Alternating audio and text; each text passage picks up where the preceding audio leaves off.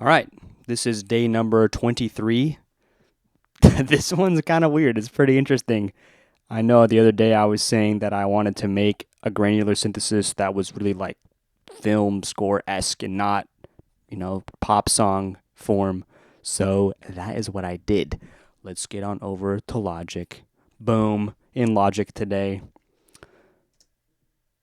So the reason that I'm in Logic is because I've been teaching a music production class, and they had a project recently to do found sounds, like to go record field recordings with their phones or, whatever recording device they had, and get like different categories like a rustle or a crinkle or whatever, and then take them into this program called Sample Alchemy here. So I, as the TA for the class, had to figure out how to use Sample Alchemy so that I could teach them how to do it. Of course, I'm familiar with granular synthesizers. I've used granular synthesis before, but I had to figure out how to use exactly this one. So I figured, you know what, I'm just going to make a song, and I call that for my song for the day, and figure out how to use this plugin so that tomorrow I can teach them how to do everything.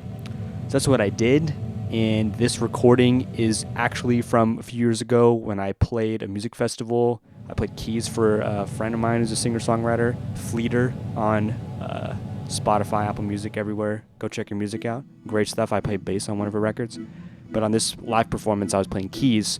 And so this is just like a voice memo from my phone, honestly, of like the rehearsal, because I was trying to learn the songs.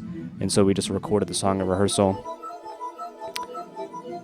And it's like, yeah, it's pretty long. It's like minutes long. So I just took some different sections of it. You can see here, I can like open up the Sample Alchemy on different tracks.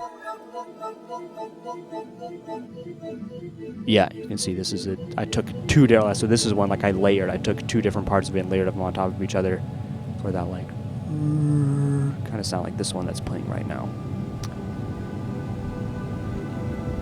Yup. What's on this guy? And this one's towards like the end of it, and you can see there's like there's different ways that you can do it. Like I'm doing a backwards loop here for that granular synthesis, and then this one I'm doing a scrub, which just like plays around it. You can see here it's like playing around it, and then the ARP or the bow. Sorry, the bow is not active right now, but it's just like a longer scrub essentially. All right, let's close these out. Let's get these out of here.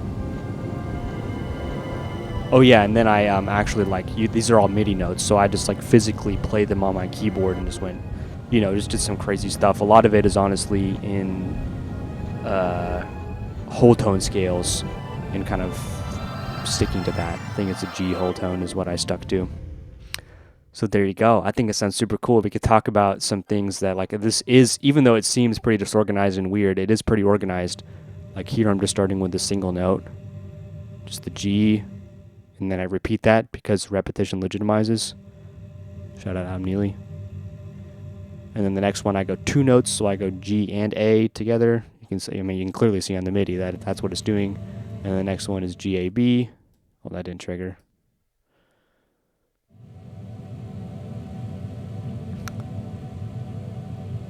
Right. And then we have G A B C sharp. And then that transitions just into this. I wonder what I played here, because I just literally just mess around on my keyboard. I think I just did one take, which is like, what note is that? And there we go. There's the kind of the G whole tone arpeggio there. Well, not really, because an F sharp's not in G whole tone, but close to it. I guess a G major sharp 11 is what you could call that, or an A13. Without the A, because that's how the A13 voicing is. If you do, yeah, you feel me, brother? Exactly.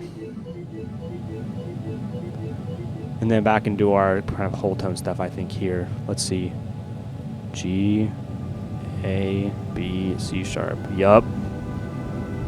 If it ain't broke, don't fix it. And then I go down a half step, I think, to F sharp, whole tone.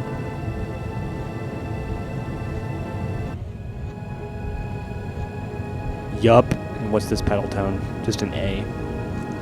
Just rocking on the A. I probably actually went for that, not for the tonality, but just for how the sample sounded at A. Not necessarily trying to get like a real tone out of this thing, but yeah, just the way it slows down or times or whatever, that it just felt like it really worked as a kind of a wash sound on that lower note.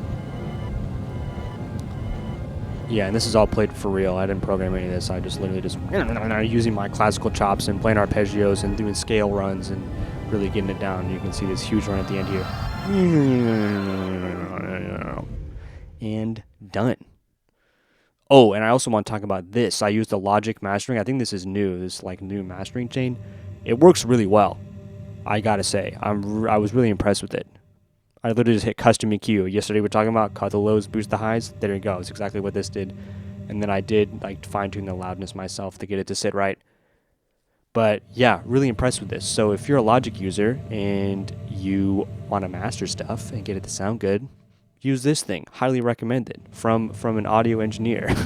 I think this is a good plugin. All right. I think that about wraps it up. Back to me. Thank you for watching. In my description is a link to my SoundCloud with all these songs, all just the tracks. And if you're curious about what plugins I use, that's all in the description as well. Kind of funny because I didn't use any of them in this one because I was in Logic and just, doing MIDI stuff. So I didn't really do my typical Pro Tools workflow. But anyways, typically the stuff that I use in Pro Tools, it's in the description. And that is all. Thank you. Goodbye.